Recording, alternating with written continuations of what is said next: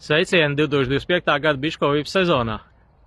Šodien 8. marts, pulkstens pusē 1 pēcpusdienā. Diena ir iesulusi apmēram līdz 7 grādiem, sola pēcpusdiena līdz 9:30. Vakardien sāku iet pāri savus saimītes, lai saprastu, kāda ir situācija, veikt kaut kādas korekcijas. Šodien turpinu. Dažos vārdos par vakardien piedzīvoto un redzēto. Pagājušajā gadā es iegādājos dažus Lizona putu stropus uz 3 uz 6 peru rāmjiem. Tieši jūs redzat šobrīd pretī. Eksperimentālā kārtā ieziemoju saimītes. Secinājums ir tāds, ka no 8 3 rāmju saimītēm izdzīvojas tikai 1. Galvenā problēma bija pārtikas trūkums. Garš silts rudens, pietrūka pārtika. Vienīgā, kur izdzīvoja, tā, manuprāt, bija visvājākā saimīte, un tur arī tikai vienā rāmītīm, principā no abām pusēm stūrs bija palicis. Tā kā uz 3 rāmīšiem ieziemošana izgāzās, ļoti iespējams, ka es pamēģināšu vēlreiz šo sezonu, skatīšos, kāda man būs apstākļa situācija, vai būs rezerve. Lai tās saimītes nebija lielas, reāli apdzīvoja plus mīnus 2 rāmjus. Mērķis bija galvenais ir dabūt rezerves mammas, ieziemināt, un sanāca 1. Savukārt patīkam pārsteidza šie 6 rāmju Lizona putu stropiņi. Pārzīmojuši absolūti visas ir, visas labā stāvoklī. Es vaļā uz ziemu atstāju 1 aplīti grīdā un 1 klucīti aizmugurē jumtā. Ar šo ventilāciju līdz to arī principā bija gana pietika. Mitrums ļoti minimāls. Kaut kādiem dažiem rāmjiem čuč, pat malējiem sānos sāniņš, kaut kur drusku mitrums spēlējums, bet principā ir mitrum nekāda problēmas nebija. Problēmas bija 3-vietīgajiem šiem, jo es biju atstājis abus 2 tos aplīšu grīdā ciet. Nākamā mācība būs tāds, kad, ja es ieziemošu šo zonu, noteikti atstāšu 1 aplīti vaļā aizmugurējo. Savukārt situācija pirmais apskatītos stropos ir visumā pozitīva. Visas saimītes ir dzīves, pārziemojušas. Sliktā ziņa tāda, ka 3 no tām ir palikuši bez mātes. 1 iespējams jau man pierakstos bija, kad rudenī es nesapratu. Izskatījās, ka vairs nav pie pēdējās apskates oktobra sākumā. To no 3-vietīgā Lizona stropiņa, to mini saimīti ar to mammu pārcēlu vienā no viņām, kurām palikuši bez mātes.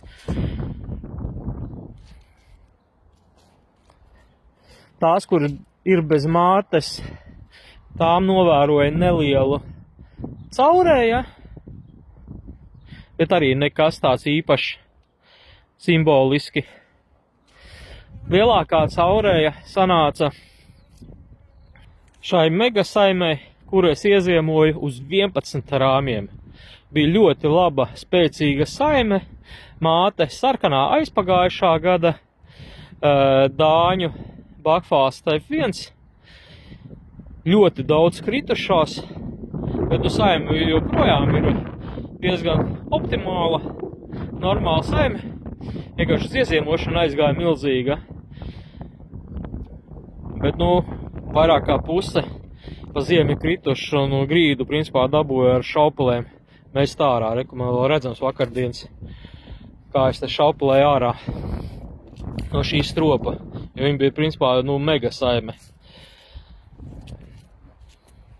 Un ļoti spēcīgi stropa priekšpuses rāmjus un sienu nokakāja. Šo redzēt arī, kad jau kaut kas te līdz bija ārā aplidoties un ar noķēzījuši ir stropu priekšiņu. Kopumā es fiksi lielumu visiem stropiem grīdas jau iztīrīju tempā.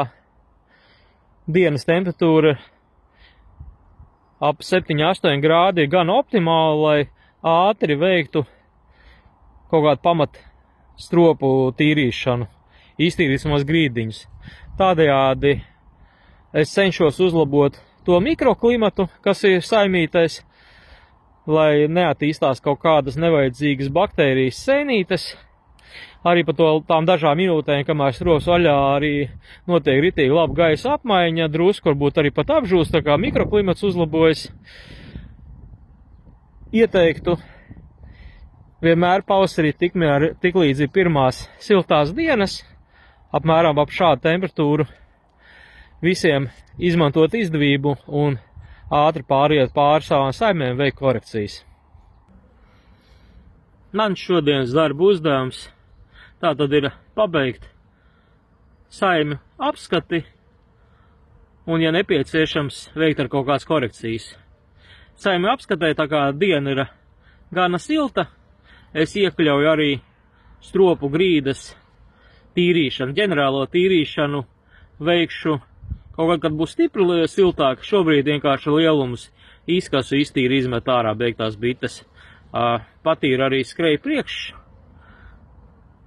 ja nu gadījumā ir kaut kāds aizdambējums ar kritušajām bitēm. Lai video būtu arī kāds uzskats piemērs, kā piemēru parādīšu vienu saimīti.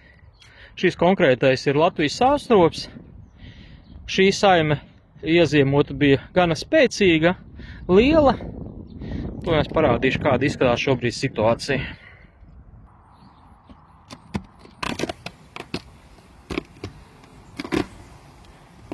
Kā redzat, bites izvietojušās ir vairāk uz vienu sānu. Saimīte izskatās joprojām gana spēcīga, ieziemota bija ļoti spēcīga. Pirmo acu uzmetienu situācija šajā stropā ir lieliska. Aiz šķirdēja ļoti maz kritušo bišu, mitrumu principā neredz. Bites ir pārvietojušās smuki uz vienu sānu, neapdzīvo vairs gluži visus rāmjus, bet ir gana spēcīgas. Un aiz otra šķirdēļa mitrumu nav, ir kaut kāda bijis, pašā stūrītī redzams, ka drusku pilnējums, bet tas arī ir ļoti simboliski, tā kā situācijas pirmo brīdi šajā stropā ir lieliska. Ko es darīšu? Es bišķi iztīrīšu grīdu lielumu, apskatīšos ātri pacelšu rāmīšu, uzmetīšu acis, kā izskatās. Un ļoti iespējams, es kā kādu barības rāmu pārcelšu šito sānu. Visticamāk šajā pusē barība būs vairāk noēsta. Te izskatās, kad ir pat neaizstikta. Tā kā bišķi kaut ko izlīdzināšu. Es domāju, ka noteikti ir pirmie arī, ja ne pēri, tad dējumi. To un pārbaudīšu. Jebkurā gadījumā es vēl neesmu šo sainu maz sadūmojis, ir super mierīga.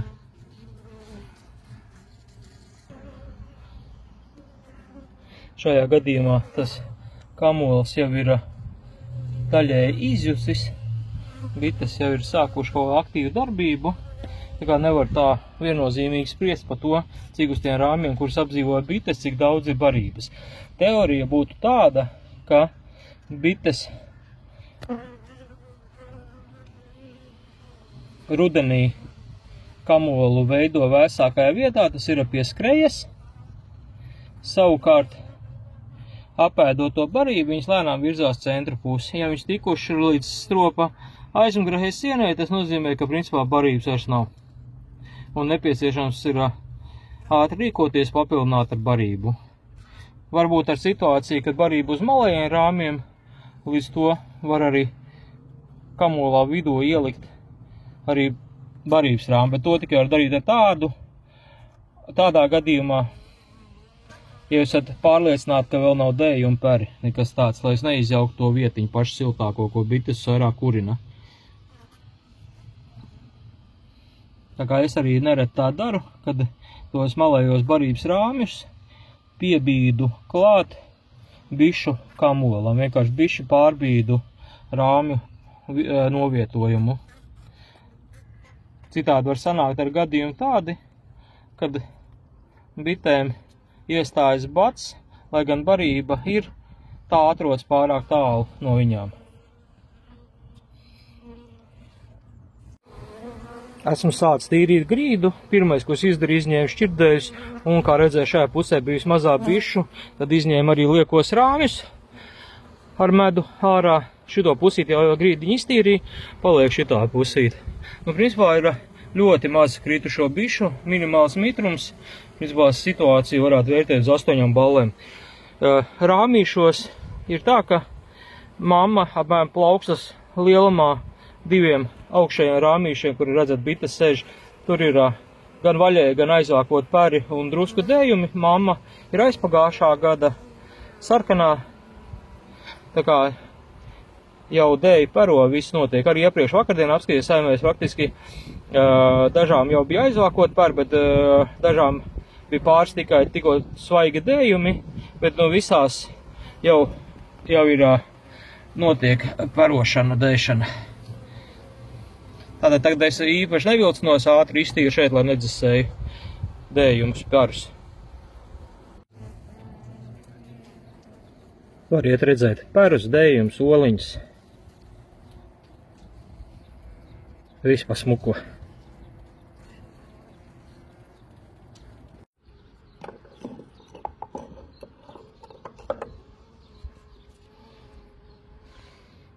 Skreja tīra. Līdz ar to saimas ātro apskatu esmu veicis. Par situāciju esmu priecīgs, apmierināts. Viss ir praktiski lieliski. Šajā saimē, kā redzējāt, ir liela barības rezerve. Nepieciešamības gadījumā es varu stabili 2 barības rāmjus malējos noņemt nost. Tā kā to es arī savu kladītē pierakstīšu, ka šis strops ir izmantojams kā barības donors 2 rāmju. Savukārt, ja nebūs vajadzība, tad to ziemas barību ar pagājušā gada medu es izmantošu jaunu atdaliņu veidošanai. Kā redzējāt, šajā stropā bišu masa krietni sarukusi, savukārt kritušo bišu daudzums uz grīdiņas bija ļoti niecīgs. Tas liecina par to, ka bišu lielais kritums bija noticis vēlā rudenī. Bites, ja viņas ir spējīgas un laikapstākļi ļauj, mirt dodas ārpus stropiem. Līdz ar to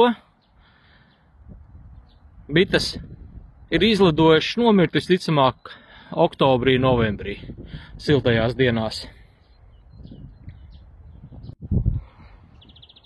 Nākamā stropā rīkošos tieši tāpat.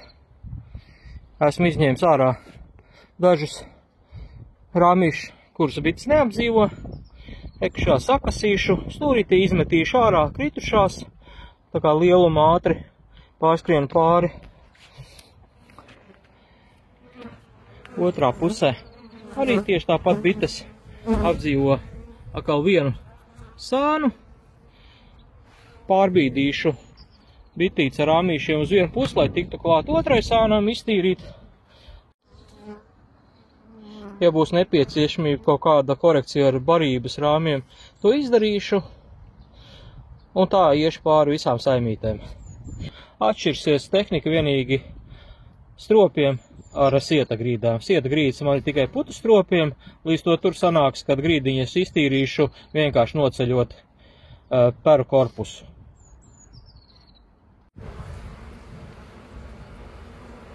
Kā redziet, arī šeit situācija ir ļoti laba. Kritušo salīdzinoši maz, mitruma arī principā vispār nav. Peri dējumi šai saimītei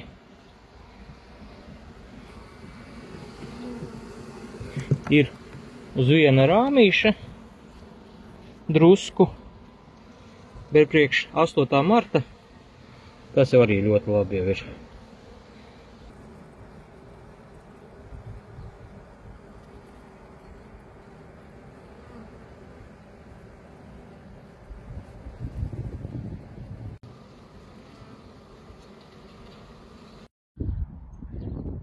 arī šogad centīšos uztaisīt pa kādam video saistībā ar biškopību. Ja video ir noderīgi, labprāt saņemt ar kaut kādu atgriezisko saiti manā YouTube kanālā, piemēram, nospiest patīk, komentāri.